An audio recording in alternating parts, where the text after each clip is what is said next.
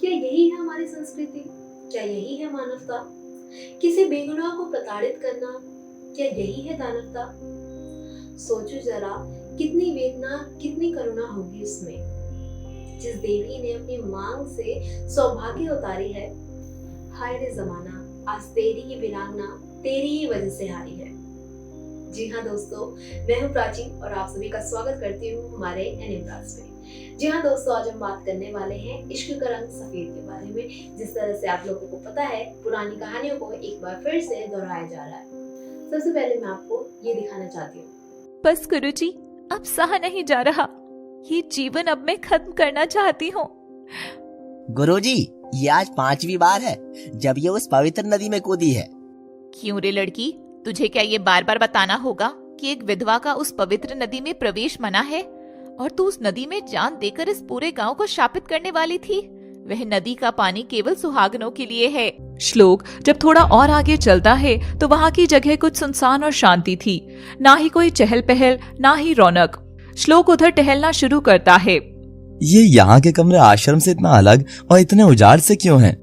वह थोड़ा और अंदर की ओर जाता है तो देखता है कि वहाँ ढेरों सफेद रंग ओढ़े औरतें एक जगह बैठी थी। कुछ अपने कमरे में बैठी थी और हाथ में माला लेकर जप नाम कर रही थी। कोई चहल पहल नहीं, कोई हंसी नहीं। उन औरतों में श्लोक गीत को भी ढूंढने लगा। तभी गीत एक नल के पास जाकर वहाँ अपनी थाली धोने लगती है, मगर वहाँ खड़ी एक दूसरी लड़की उसे फटकार देती है क्योंकि उसने दूसरे रंग के कपड़े पहने थे। ये लड़की, तुझे पता है ना ये नल हम पवित्र औरतों के लिए ही है। इस पर तू अपनी झुटन साफ करेगी तो तेरा श्राप हमें भी लग जाएगा। हट यहाँ से। ये सब बस इस रंग की वजह से। छी! यहाँ का नियम क्या तू नहीं जानती थी लड़की, कि इस सौर का पानी तुम्हें इस्तेमाल नहीं करना है? माफ करना साध्वी जी। माफ? चल हाथ आगे कर। और महामाया छड़ी लेकर गीत के हाथों पर खूब मारती है। चोट यहाँ गीत को लग रही थी, मगर दर्द वहाँ श्लोक को हो रहा था।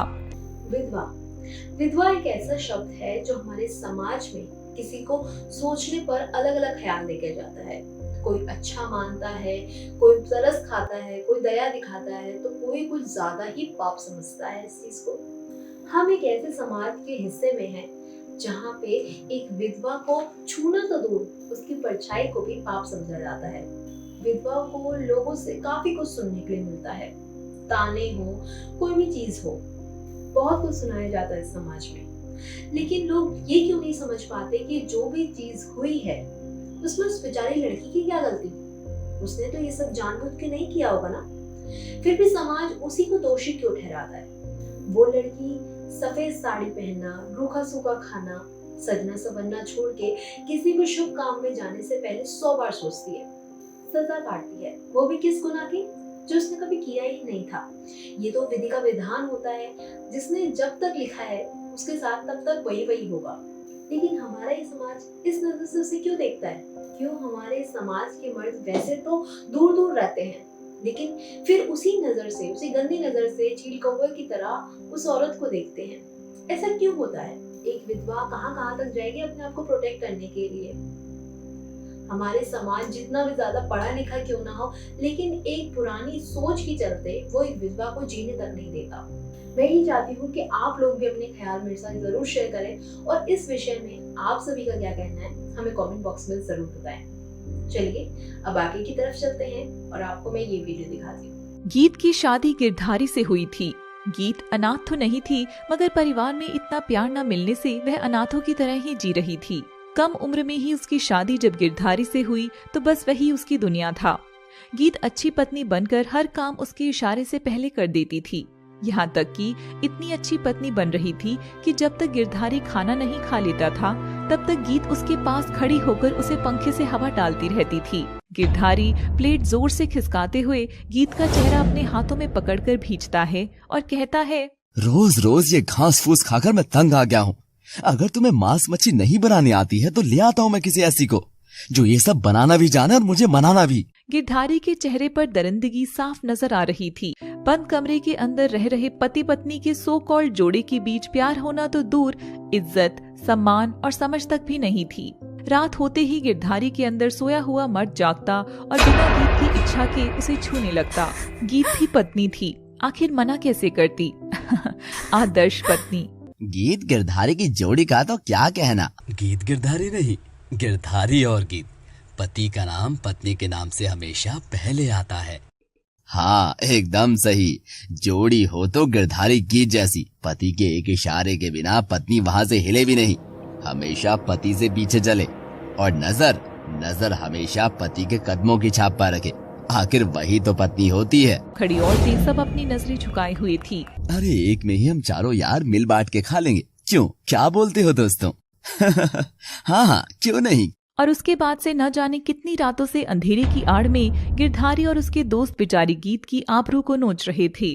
सारे लोग बिस्तर के सामने खड़े हंस रहे थे और गीत बस बिस्तर पर खुद को सिकोड़ कर रो रही थी।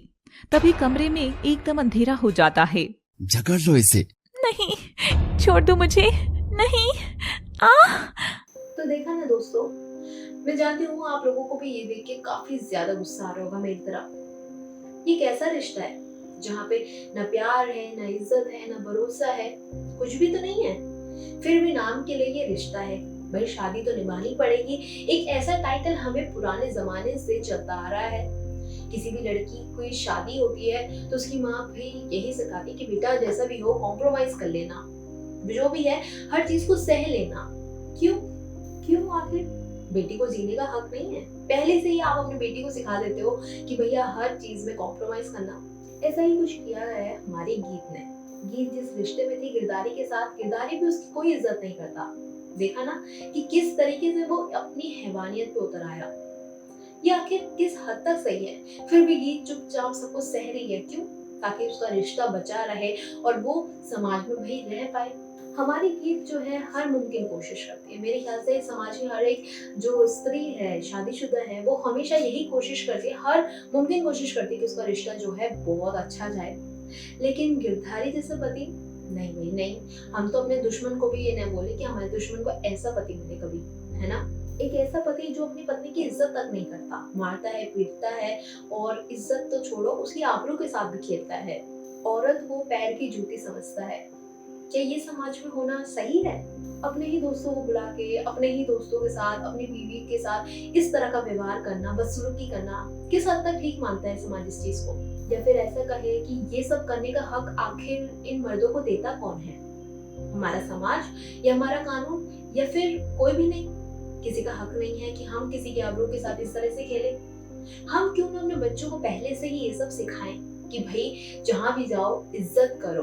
हम अपनी बेटी को तो बहुत कुछ सिखाते हैं कि भाई जो भी है, जैसा भी है, कॉम्प्रोमाइज कर लेना, सह लेना, कुछ भी कर लेना, पर अपने रिश्ते को मजबूत बनाना और उसको तोड़ने का सोचना भी मत। वहीं हम लोग अपने बेटे को ये सब चीजें क्यों नहीं सिखाते कि जो आप लड़की को अपने साथ लेकर आए हो शादी के बाद, वो भी तो किसी की बेटी है ना, वो भी तो आपके पास जो है बहुत सारे सपने लेके आए, तो आप उसके सपनों की इज्जत नहीं करो, पर उसकी तो इज्जत करो। ये सब चीजें हम अपने बेटे को शुरू से ही क्यों नहीं सिखाते? माना कि ये सब कलयुग है और कलयुग में ये सब चीजें होती है, लेकिन हमें शुरू से ही अपने बच्चे को इस तरीके से प्रिपेयर करना चाहिए कि भाई हर किसी की इज्जत कीजिए, लड़कियों की खासकर इज्जत कीजिए। आपके पास कोई राइट नहीं है किसी को भी इस तरीके से बदनाम करना, किसी के साथ खिलवाड़ करना। ये सब हमें पहले से ही अपने बच्चों को, जहाँ तक हम लड़कियों को सिखाते हैं उतना ही हमें लड़कों को भी इस चीज के बारे में सिखाना चाहिए। इस बारे में मेरा ये कहना था। आप लोग क्या सोचते हैं इस बारे में? हमें कमेंट बॉक्स में जरूर शेयर करना। कल फिर आऊंगी एक नए ख्याल के साथ। तब तक आप लोग देखते रहिए NM Plus।